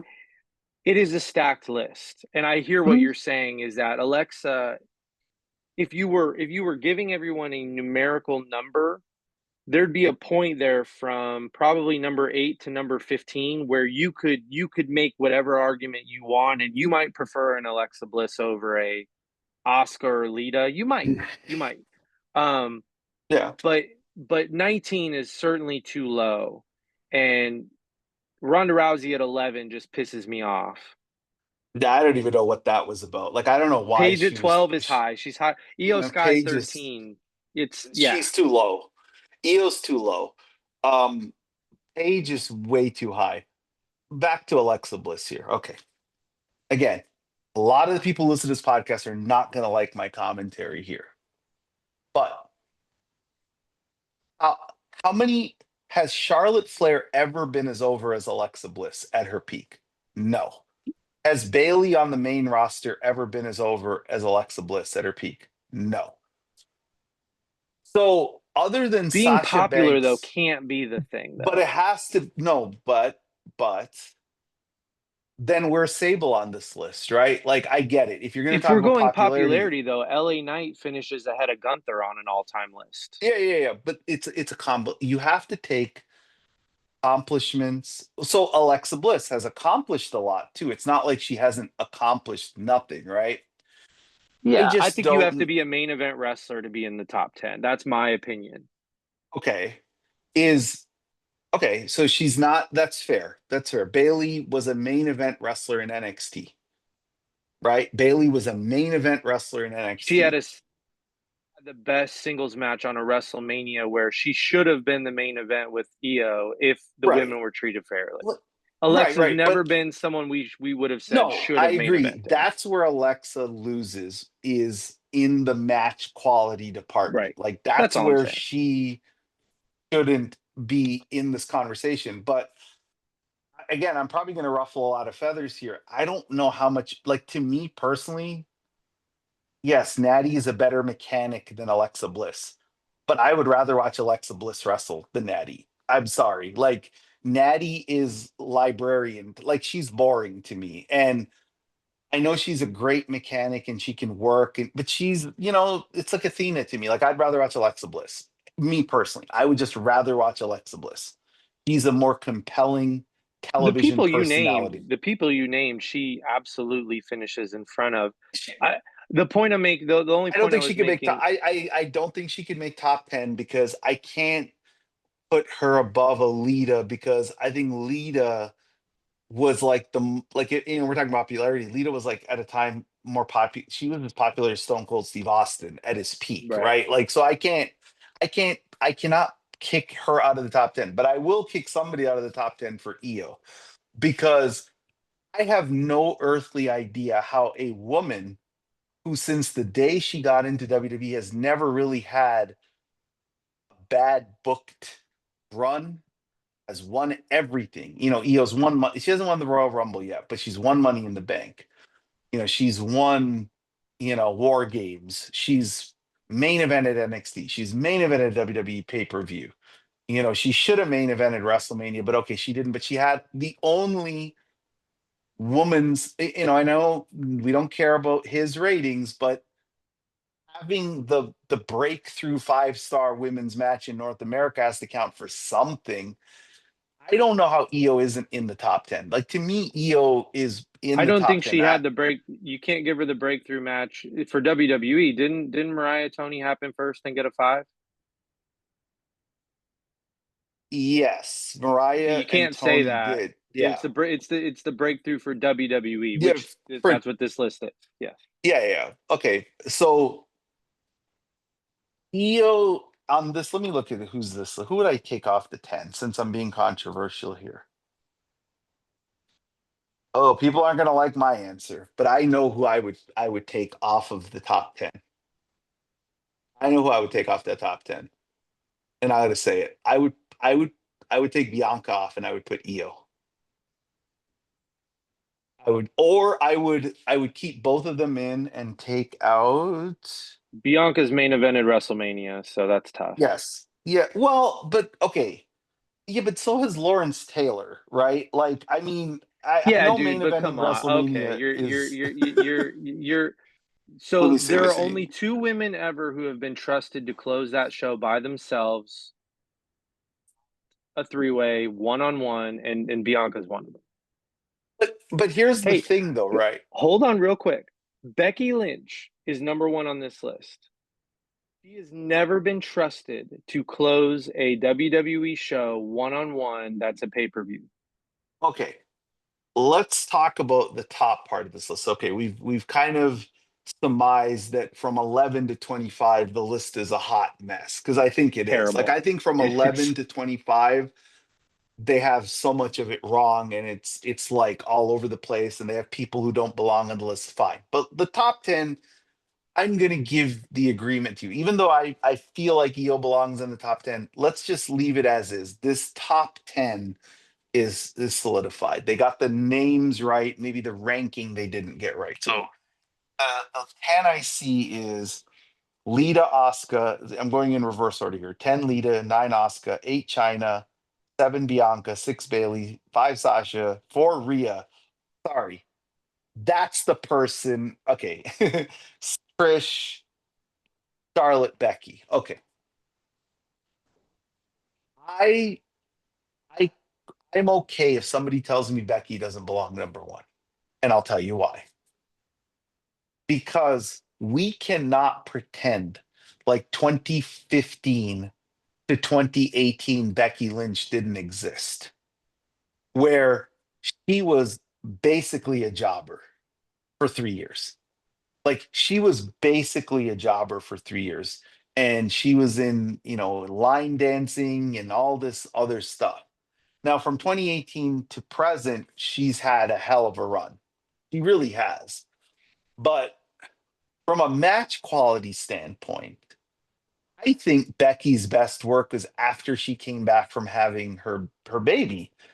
And Yeah. I think even 2018, the man Becky Lynch, to having her baby, I only remember two great match. Well, I guess you're gonna count the one at the one everybody likes, the last woman standing match, and the triple threat with Asuka and Charlotte. Like to me, she had a 3-year run as being the top woman, and other than the Sasha Banks feuds, nothing really stuck out to me as like great. If somebody wanted to make the case that in her time in WWE from the minute she got to NXT to when she left to go to AEW or New Japan, you want to make a case for Sasha Banks? I'm willing to listen to that. Now, she doesn't have the accomplishments. That's where she kind of loses The marks. booking Like she doesn't accomplishment. she Yeah. doesn't have the Royal Rumble win, the Survivor Series. She doesn't have that. But again, I've always said it on this podcast that Sasha Banks is the most impactful, or Mercedes Moné, Mercedes Renato, the most impactful women's wrestler of all time. I've said that. That's my kind of stamp. I can make a case for her. I could, if you want to talk me out of Becky being number one, I'm willing to listen to that argument because first off, and I love Rhea Ripley, but she's way too high on this list. She's Yeah. way too high because she hasn't. Okay, we're talking about main event in WrestleMania. She hasn't main event at WrestleMania, She is not. and her calendar, her resume at WrestleMania is not as good as Bianca's, and it's not as good as Io's. Um, I know she's gonna have no, I can't say that because she has the Charlotte match. So okay. Charlotte, funny enough, in this context, might have a good case for number one because he's never really been booked badly. So she's always had the accomplishments. And I really thought from 2013 to 2018, I thought in the ring she was as good or if not better than Becky. Yeah. So I could make the case for Charlotte. I could make the case for Sasha. I could make the case for Becky. I could make the case for Asuka. I don't know if I can make the case for Bailey. I think Bailey's main roster run has too many hits and misses, but I do think that Rhea is too high. Rhea's too high. I ultimately, if I simulated this over and over again, I would land with Becky at number 1 very often. one thing I did go through trying to figure out between Charlotte. So let's say it's got to be one of the horsewomen, and unfortunately, I think the way Bailey, not having main evented a WrestleMania, that hurts. Okay, so Becky, I think, is number one, and I think just it's an overwhelming amount of booking accomplishments, and I think how good she's been post baby in ring helps that rating come up. Charlotte is very hit and miss on match quality. It's either really Mhm. really great or she's got some really really tough stuff in there. And then Sasha would be, if match quality is weighted, this is a no-brainer. She's number one. But then with the accomplishment piece in there, that hurts. She doesn't have her biggest accomplishment. Actually, Stephanie match yesterday is before that. Sasha was the only woman to ever win 3 separate titles within a calendar year. And now Stephanie is number two. NXT accomplishments do count here, so I think that solidifies that you could say Sasha's too low at 5, and that helps Bailey as well. Ultimately, I'm good with Becky at number one.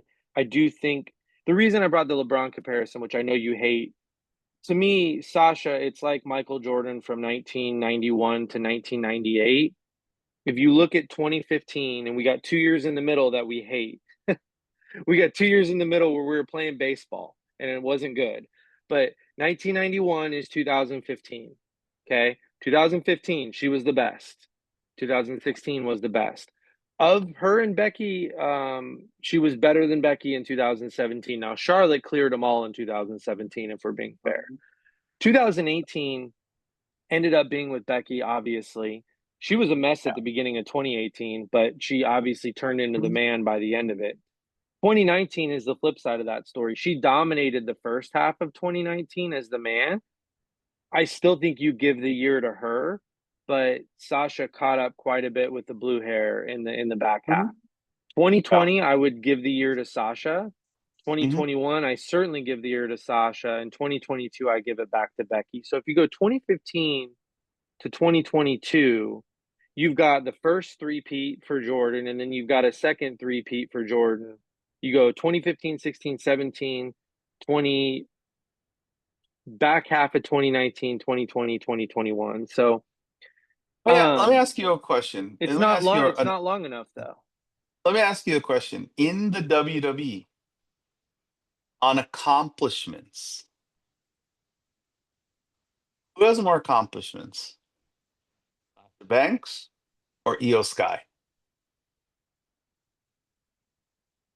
Booking accomplishments or first to do something accomplishments? Well, first to do accomplishments, I mean that has to be Sasha because I think she's better than everybody in that category. Like every woman, she's better Right. than.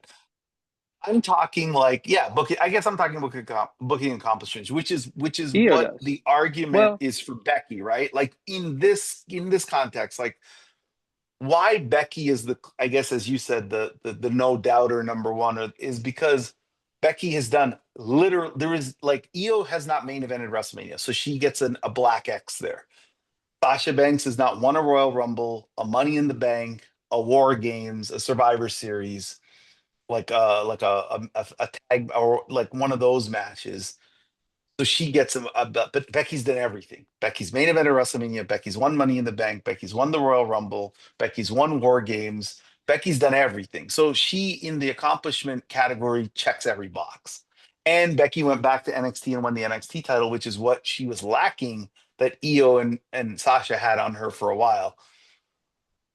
I guess where I'm going with this is I look at Sasha Banks's WWE career as very bittersweet. I think yeah, she did a lot. I think she's the most impactful woman ever, but I think they left so much on the table with her. Like I they just definitely did. like to me, it almost hurts me that she never won Money in the Bank because her last name was Banks. It hurts me that So the stupid. the the best for sure North American women's wrestler ever, and one of the best women's wrestlers ever, like top, whatever I don't care, top two, top three, top one. I'm cool with any where you want to put her.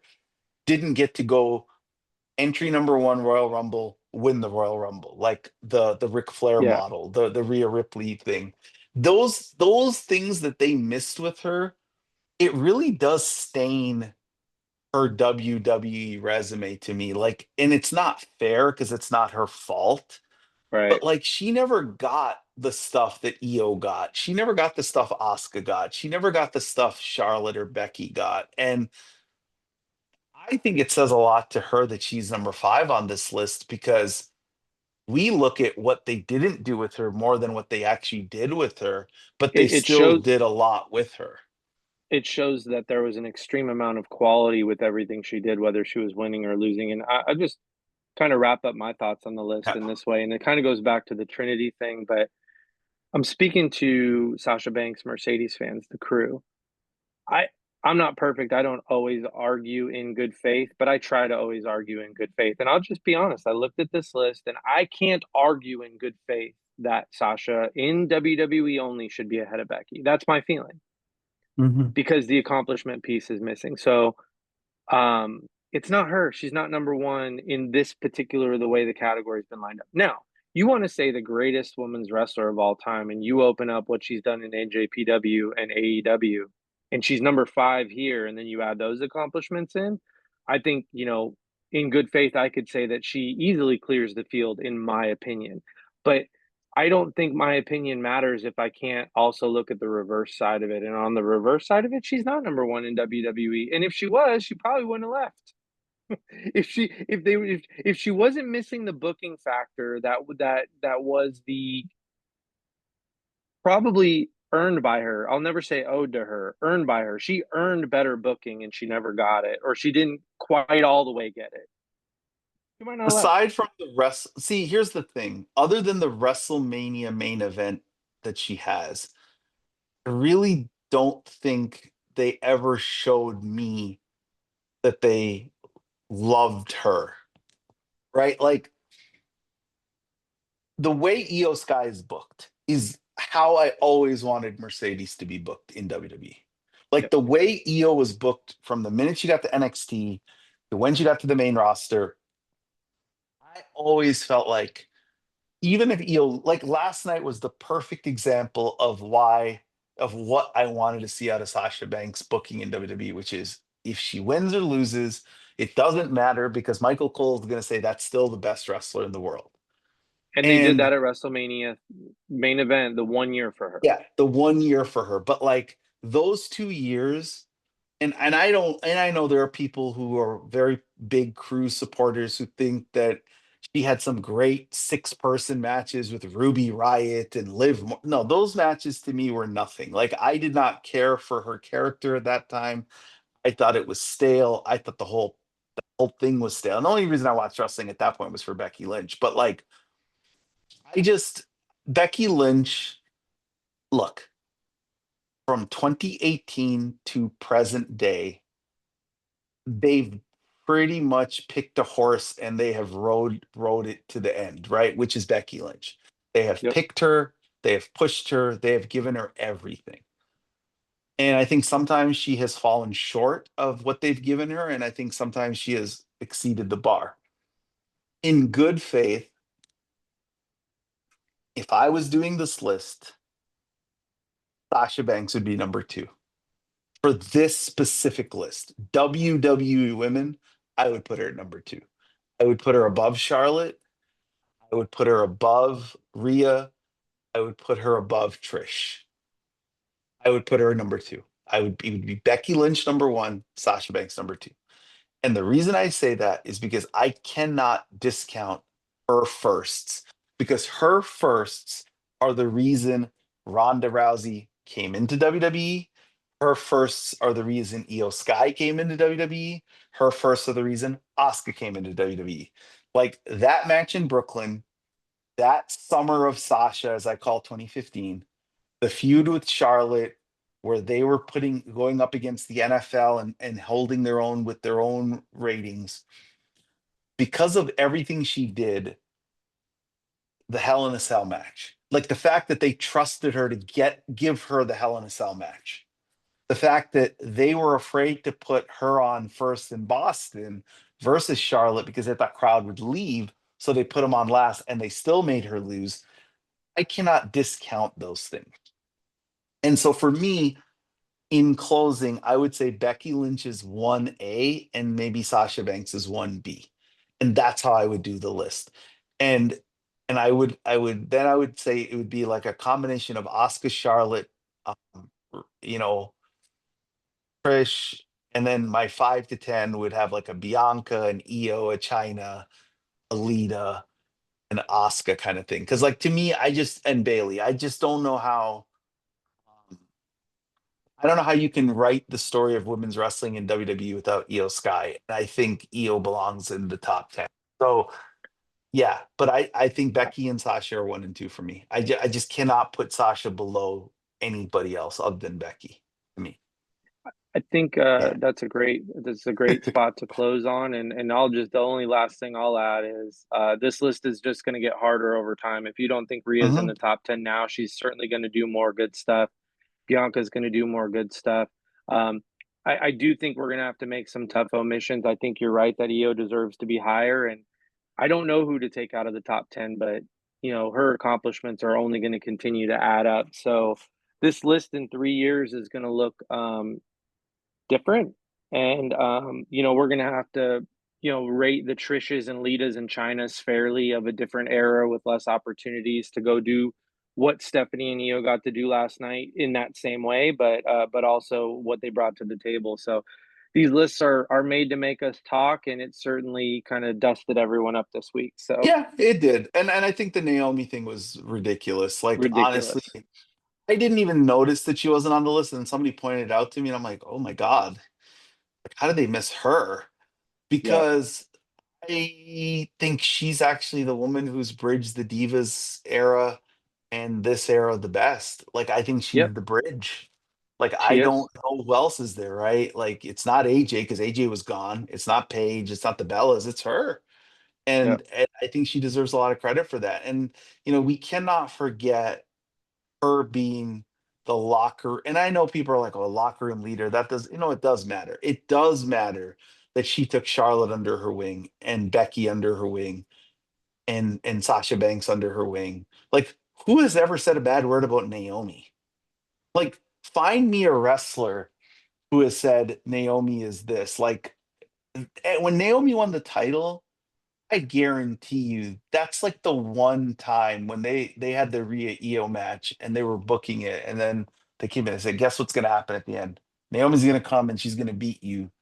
I guarantee you, Io is probably the happiest person, or Rhea was the happiest person. Like, oh my God, like we get to put Naomi over. Yes.